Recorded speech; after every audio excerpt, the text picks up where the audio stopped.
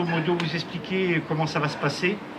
D'abord, on va avoir la possibilité de vous faire entendre un court extrait en fait, de la pièce qui est actuellement en résidence de création. L'équipe de Et alors compagnie est en train de travailler à un très très beau texte d'Eddie Louis, c'est ça, qui s'appelle... pardon Édouard Louis, pardon, qui a tué mon père. Ils sont en création depuis plusieurs jours. Normalement, ils étaient censés présenter leur travail au public le 1, 2, 3 et 4 février.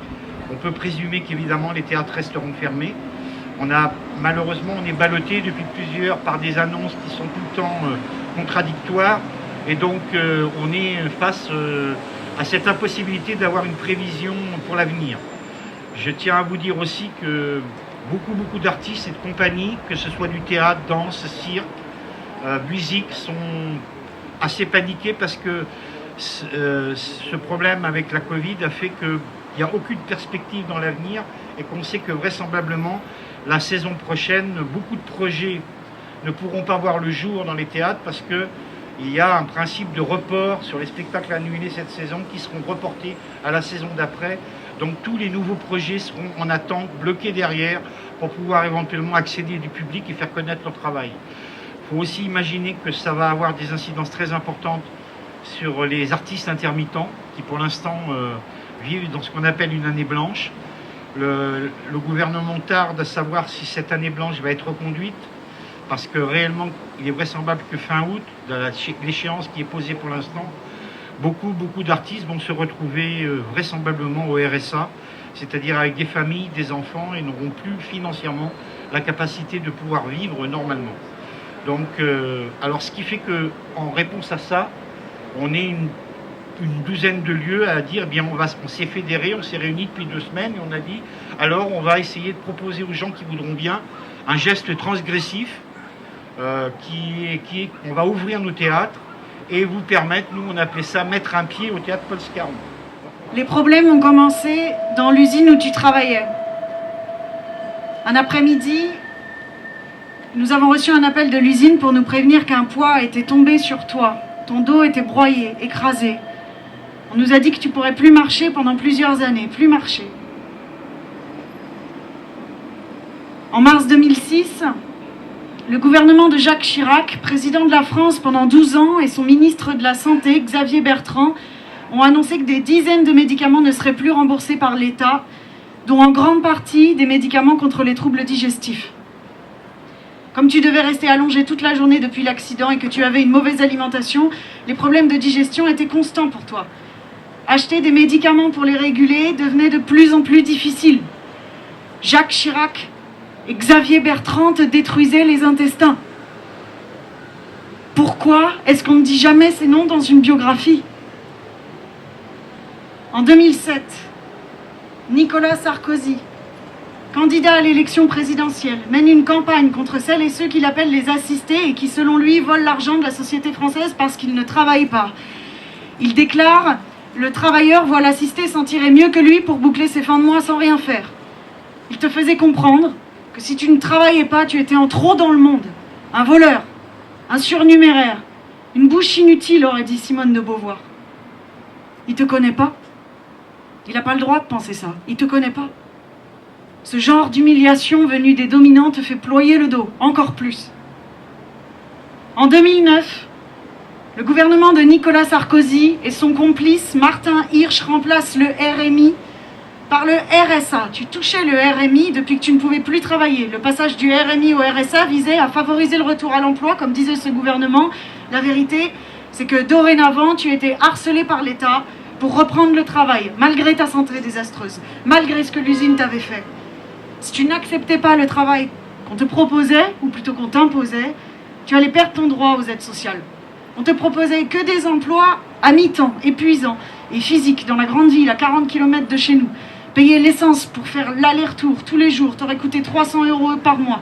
Au bout d'un certain temps, pourtant, tu as été obligé d'accepter un travail de balayeur dans une autre ville pour 700 € par mois, penché toute la journée à ramasser les ordures des autres, penché alors que ton dos était détruit. Nicolas Sarkozy et Martin Hirsch te broyaient le dos. Tu avais conscience que pour toi, la politique était une question de vie ou de mort. Un jour, en automne, la prime de rentrée scolaire qui était versée tous les ans aux familles pour les aider à acheter des fournitures, des cahiers, des cartables avait été augmentée de presque 100 €. Alors t'étais fou de joie. T'avais crié dans le salon, on part à la mer. Et on était partis à 6 dans notre voiture de 5 places. J'étais montée dans le coffre comme un otage dans un film d'espionnage. Moi, c'était ce que je préférais. Toute la journée avait été une fête. Chez ceux qui ont tout, j'ai jamais vu de famille aller voir la mer pour fêter une décision politique. Parce que pour eux, la politique ne change presque rien. Je m'en suis rendu compte quand je suis allée vivre à Paris, loin de toi. Les dominants peuvent se plaindre d'un gouvernement de gauche, ils peuvent se plaindre d'un gouvernement de droite, mais un gouvernement ne leur cause jamais de problème de digestion. Un gouvernement ne leur broie jamais le dos. Un gouvernement ne les pousse jamais vers la mer. La politique ne change pas leur vie, ou si peu. Pour les dominants, le plus souvent, la politique est une question esthétique, une manière de se penser, une manière de voir le monde, de construire sa personne. Pour nous, c'était vivre ou mourir. En août 2016, sous la présidence de François Hollande, Myriam El Khomri, la ministre du Travail, soutenue par le Premier ministre Manuel Valls, fait adopter la loi dite loi travail. Cette loi facilite les licenciements et permet aux entreprises de faire travailler les salariés plusieurs heures de plus par semaine, en plus de ce qu'ils travaillaient déjà. L'entreprise pour laquelle tu balayais les rues pouvait te demander de balayer encore plus, de te pencher encore plus longtemps chaque semaine. Ton état de santé aujourd'hui, tes difficultés à te déplacer, tes difficultés à respirer, ton incapacité à vivre sans l'assistance d'une machine viennent en grande partie d'une vie à faire des mouvements automatiques à l'usine, puis à te pencher 8 heures de suite tous les jours pour balayer les rues, pour balayer les ordures des autres. Hollande, Valls et El Khomri t'ont asphyxié. Pourquoi est-ce qu'on ne dit jamais ces noms ? Septembre 2017, Emmanuel Macron accuse les fainéants qui, en France, selon lui, empêchent les réformes. Tu sais depuis toujours que ce mot est réservé aux gens comme toi, à ceux qui n'ont pas pu ou ne peuvent pas travailler parce qu'ils vivent trop loin des grandes villes, qui ne trouvent pas de travail parce qu'ils ont été chassés trop tôt du système scolaire, sans diplôme, à ceux qui ne peuvent plus travailler parce que la vie à l'usine leur a broyé le dos. On dit jamais fainéant pour nommer un patron qui reste toute la journée assis dans un bureau à donner des ordres aux autres. On le dit jamais. Quand j'étais petit, tu répétais obsessionnellement « je suis pas un feignant » parce que tu savais que cette insulte planait au-dessus de toi comme un spectre que tu voulais exorciser. Le mot fainéant est pour toi une menace, une humiliation. Ce genre d'humiliation venue des dominants te fait ployer le dos encore plus. Ces noms que je prononce depuis tout à l'heure, peut-être que ceux qui m'entendront ne les connaissent pas. Peut-être qu'ils les ont déjà oubliés ou qu'ils les ont jamais entendus.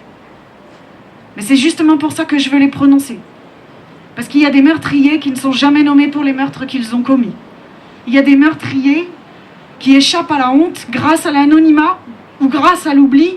J'ai peur parce que je sais que le monde agit dans l'ombre et dans la nuit. Je refuse qu'ils soient oubliés. Je veux qu'ils soient connus, maintenant et pour toujours, partout, au Laos, en Sibérie et en Chine, au Congo, en Amérique, partout, à travers les océans, au-delà de toutes les frontières, à l'intérieur de tous les continents. Je veux que ces noms deviennent aussi inoubliables qu'Adolphe Thiers, que le Richard III de Shakespeare ou que Jack l'Éventreur. Je veux faire entrer leurs noms dans l'histoire par vengeance. Hollande, Valls, El Khomri, Hirsch, Sarkozy, Bertrand, Chirac. L'histoire de ta souffrance porte des noms. L'histoire de ta vie est l'histoire de ces personnes qui se sont succédées pour t'abattre. L'histoire de ton corps est l'histoire de ces noms qui se sont succédés pour te détruire. L'histoire de ton corps accuse l'histoire politique. Merci Marie.